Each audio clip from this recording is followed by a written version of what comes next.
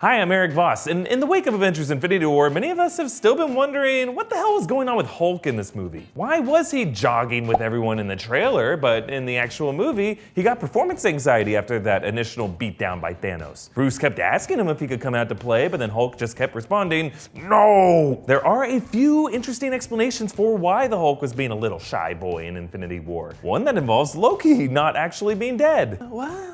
But let's start with the simplest answer. Hulk's pride was stung. The Hulk at the beginning of this movie had just come off a long undefeated winning streak on Sakaar in Thor Ragnarok. That movie featured Hulk as less of an uncontrollable rage monster and more of as a cocky, smack-talking pro athlete. Sure, the Hulk has been beaten down before in the Ed Norton Hulk movie and in Age of Ultron, of course, but those defeats probably seem like distant memories to the showboating prize fighter that we saw in Ragnarok. And like many big-time boxers, a really nasty KO can be devastating to their confidence, paralyzing them from ever wanting to enter the ring again, or sometimes literally paralyzing them. So that could be part of what we're seeing with Hulk after Thanos wallops him in the opening sequence. It's not that he's scared, it's that he's a fighter who forgot how to lose. But that's just one way to look at it. If you see Infinity War as a continuation of Hulk from Ragnarok, other people are more focused on Hulk's attitude the last time he was on Earth at the end of Avengers Age of Ultron, bringing us to the second explanation. Hulk hates Earth. Age of Ultron ended with Hulk in the Quinjet, ignoring Black Widow's pleas to come back.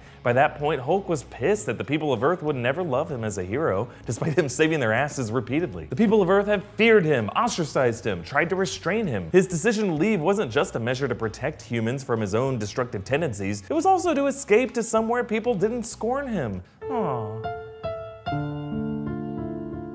That led him to Sakaar in Ragnarok, where people love him so much they Rushmore him into the sides of their buildings. And maybe returning to Earth has brought back the feeling of being a despised outcast that Hulk just doesn't want to deal with again. Really, some combination of these two explanations, Hulk's ego from Ragnarok and Hulk not getting enough respect on Earth, is essentially what the directors of Infinity War have suggested. Joe Russo said on a podcast that Hulk and Banner are constantly in conflict over control, and that Hulk is annoyed Banner only wants him for fighting, and Hulk has had enough of saving Banner's ass. Really, when you think about it, it's more interesting to see Banner go through this conflict because it flips the classic Bruce Banner struggle of not wanting the Hulk to take over. By struggling to invoke the Hulk, we get to see Mark Ruffalo react to the surprise and embarrassment and frustration of having to fight as a human. And it leaves the reunion of the two halves as a potential payoff in the next Avengers movie. But there are a few nagging details about Banner's storyline in Infinity War that some fans are still looking for answers to. For example, when Banner crash lands in the Sanctum Sanctorum, how does he know about all the details about Thanos and the Infinity Stones to report them to Tony Stark? In the past, Banner wasn't able to remember anything from the time while Hulk was at the wheel. Like in Ragnarok, when Hulk reverted back to Banner, Banner was totally bewildered. It's the city, Sokovia. Did we save it? Banner, listen. What? Sokovia Ultron, that was 2 years ago. What are you saying?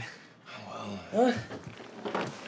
I've been Hulk for 2 years? Banner experiences a complete blackout when Hulk takes over. And he seemed to be in Hulk mode from the end of Ragnarok through the first part of Infinity War, right up until he lands in the Sanctum. And any chatter by Thanos or Ebony Maw about the Infinity Stones or Thanos' relationship to Loki would have been heard by Hulk, not Banner. Now, one theory out there that has been gaining some momentum is that this might not actually be Banner. Banner is actually Loki in disguise. I know. What?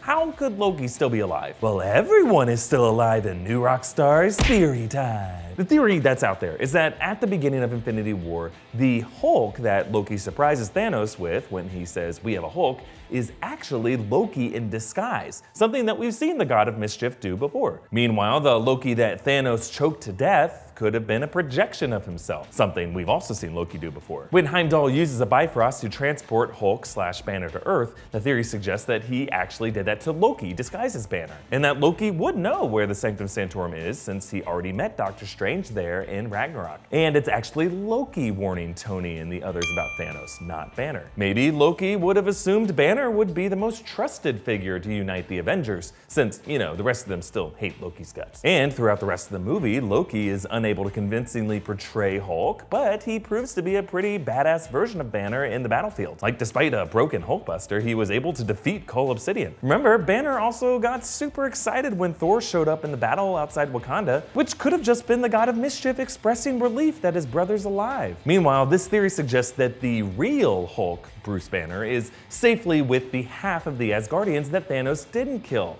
including Valkyrie and Korg and Meek. Now sure, this is all super interesting, but I think there is a reason that Thanos, as he killed Loki, said no resurrections this time. If the filmmakers had some secret agenda to later reveal Loki as not actually dead, again, they would not have included this line. Infinity War featured lots of character deaths. Some seemed a little cryptic, while others were given their own heavy emotional moments. The deaths of Loki and Gamora were about as certain and final as one can get in a PG-13 movie. They both carried dramatic consequences for the events that followed, and any future attempt to reverse those deaths or retroactively reveal them as misdirects would kind of feel like cheating. And I think the creatives at Marvel are better storytellers than that, I think. And yes, it is odd that Banner retained Hulk's memories. I suppose it's possible that Hulk had reverted back to Banner after Ragnarok, and then Banner overheard Thanos' plan, and then maybe turned back into Hulk off screen right before Loki said, "We have a Hulk." At the end of the day, when I think about the interpretation I found the most satisfying as a viewer, and the one I expect the filmmakers intended, Bruce Banner, ironically unable to get it up when he needs Hulk the most, is a really fun character development that I don't find that confusing until the internet made me think too hard about everything. Thanks, internet. But a question for you guys. Do you think Hulk would have been effective against Thanos in that final battle? One-on-one earlier on, he was overwhelmed, but I think one Hulk smash after Thor hit Thanos with that Stormbreaker could have been helpful. Also, do you think it's possible that Banner's Hulk identity could have been among the heroes who faded away in Thanos' snap?